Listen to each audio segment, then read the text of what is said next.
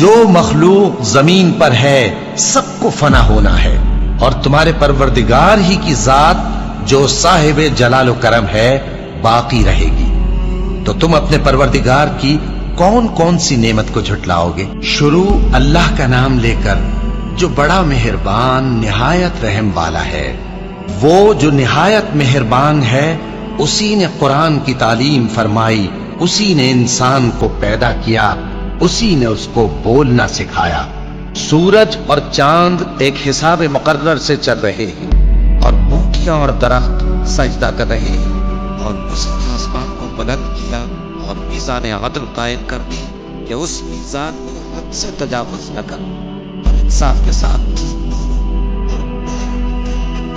اور اسی نے خلقت کے لیے زمین بچھائی، اس میں میوے اور کھجور کے درخت ہیں جن کے خوشوں پر غلاف ہوتی ہیں، اور اناج جس کے ساتھ بھس ہوتا ہے، اور خوشبودار پھول۔ تو اے گروہ جن و انس، تم اپنے پروردگار کی کون کون سی نعمت کو جھٹلاؤ گے؟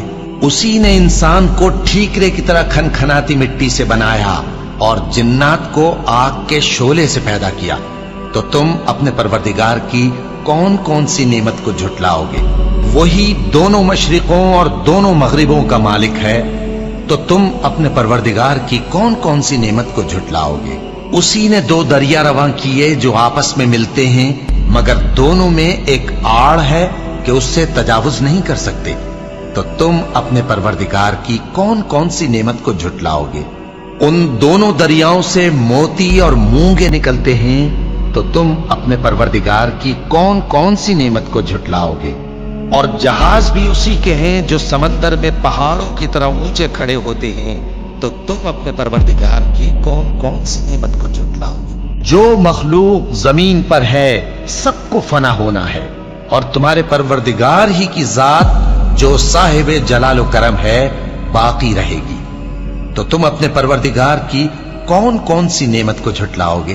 آسمان اور زمین میں جتنے لوگ ہیں سب اسی سے مانگتے ہیں، وہ ہر روز کسی نہ کسی کام میں ہوتا ہے۔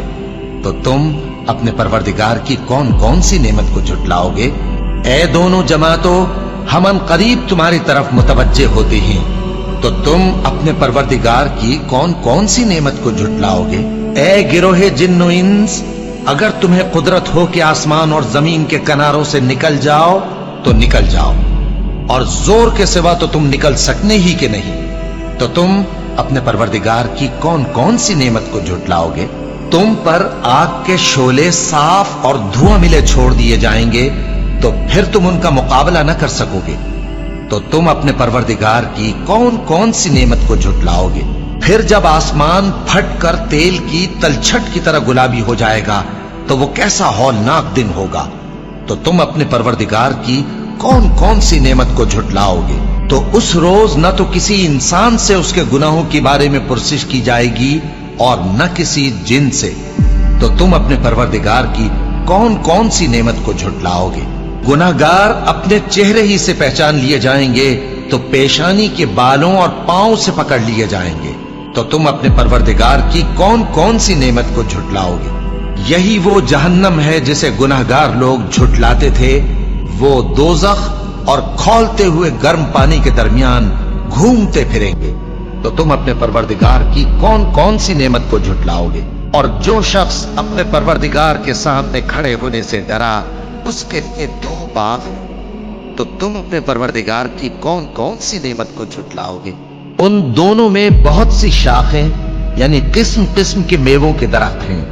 تو تم اپنے پروردگار کی کون کون سی نعمت کو جھٹلاؤ گے؟ ان میں دو چشمے بہ رہے ہیں۔ تو تم اپنے پروردگار کی کون کون سی نعمت کو جھٹلاؤ گے؟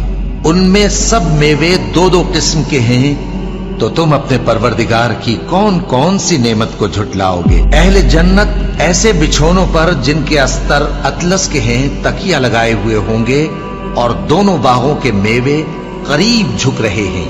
تو تم اپنے پروردگار کی کون کون سی نعمت کو جھٹلاؤ گے؟ ان میں نیچی نگاہ والی عورتیں ہیں جن کو اہل جنت سے پہلے نہ کسی انسان نے ہاتھ لگایا اور نہ کسی جن نے۔ تو تم اپنے پروردگار کی کون کون سی نعمت کو جھٹلاؤ گے؟ گویا وہ یاقوت اور مرجان ہیں، तो तुम अपने परवरदिगार की कौन कौन सी नेमत को झुटलाओगे। नेकी का बदला नेकी के सिवा कुछ नहीं है, तो तुम अपने परवरदिगार की कौन कौन सी नेमत को झुटलाओगे। और उन बागों के अलावा 2 बाग और हैं, तो तुम अपने परवरदिगार की कौन कौन सी नेमत को झुटलाओगे। दोनों खूब गहरे सब्ज, तो तुम अपने परवरदिगार की कौन कौन सी नेमत को झुटलाओगे।